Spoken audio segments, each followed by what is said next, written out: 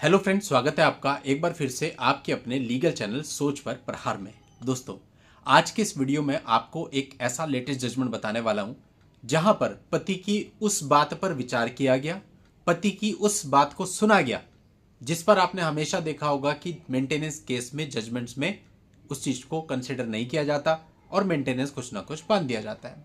यानी पति को यहां पर राहत मिली है। अभी राहत कैसे मिली है? केवल योग्यता के आधार पर, पत्नी की योग्यता।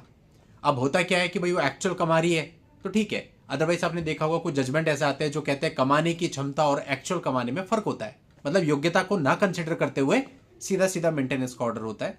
पर यहां मामला थोड़ा सा डिफरेंट है। पत्नी योग्य थी और योग्यता को कोर्ट ने कंसिडर किया। कैसे किया, क्या रिलीफ पति को दिया, सब कुछ आज के इस वीडियो में बताऊंगा। आखिरी तक वीडियो में बने रहना। चैनल को अभी तक सब्सक्राइब नहीं किया है तो फटाफट चैनल को सब्सक्राइब करके नोटिफिकेशन बेल पर क्लिक कर देना। दोस्तों, आप लोगों के लिए हम मेंबर्स ओनली प्रोग्राम चला रहे हैं जिसमें आप लोगों के लिए मेंबर्स ओनली लाइव स्ट्रीम होती है। आप लोगों के लिए स्पेशल वीडियो और स्पेशल अपडेट्स समय समय पर आते रहते हैं। तो यदि आप भी चैनल के मेंबर बनना चाहते हैं तो ज्वाइन के बटन पर क्लिक कर लें। वहां पे आपको मेंबरशिप के सारे ऑप्शन मिल जाएंगे, आप उन्हें ऑप्ट कर सकते हैं। चैनल के मेंबर बन के वीडियोज के अलावा जितने भी और बेनिफिट्स हैं उन सबका लाभ ले सकते हैं।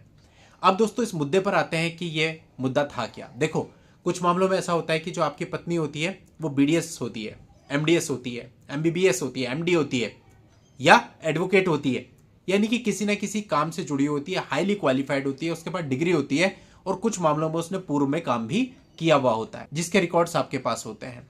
इस मामले के अंदर भी कुछ ऐसा ही था। पत्नी ने एक मामला दर्ज कराया। मैनपुरी फैमिली कोर्ट ने एक आदेश किया जिसमें पत्नी को from the date of application 12,000 रुपए प्रति माह देने का आदेश किया और from the date of order पति को बोला गया 18,000 रुपए प्रति माह आप अपनी पत्नी को देंगे।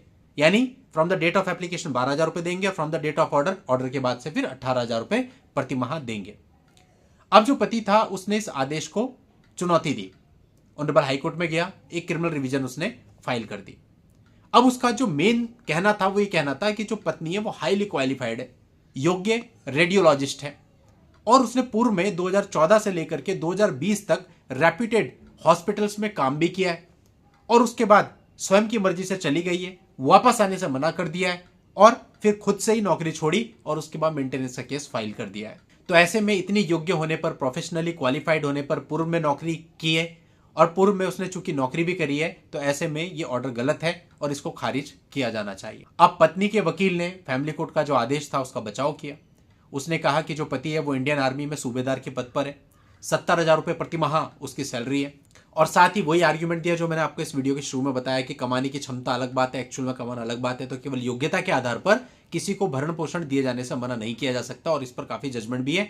तो उसके आर्ग्यूमेंट ये थे, तो पत्नी के जो वकील थे उनके आर्ग्यूमेंट ये थे। अब कोर्ट ने पूरे मामले का अवलोकन किया, दोनों पक्षकारों के आर्ग्यूमेंट सुने और कोर्ट ने यह पाया कि जो पत्नी है वो हाईली क्वालिफाइड है, एक योग्य रेडियोलॉजिस्ट है और खुद की मर्जी से नौकरी छोड़ने से पहले 6 वर्ष तक उसने काम भी किया है। साथ ही कोर्ट ने यह भी कहा कि पत्नी के द्वारा पूर्व में की गई नौकरियां ये दिखाती हैं कि उसकी कमाई करने की अच्छी खासी क्षमता है और वो कोई भी फायदेमंद रोजगार करने में सक्षम है। ऐसे में पत्नी को 18,000 रुपए प्रति माह ग्रांट किया जाना गलत है और फैमिली कोर्ट ने आदेश अपर साइड में किया है, यानी 18,000 रुपए को गलत माना और कोर्ट ने इसको रिड्यूस करके 12,000 रुपए प्रति माह कर दिया, यानी सीधा सीधा 6,000 रुपए प्रति माह का रिलीफ।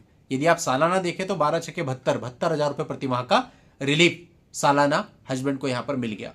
ये बहुत बड़ी बात होती है अगर इतना रिलीफ किसी को मिल जाए हाईकोर्ट जाने पर, क्योंकि अधिकतर मामलों में पिटीशन खारिज हो जाती है।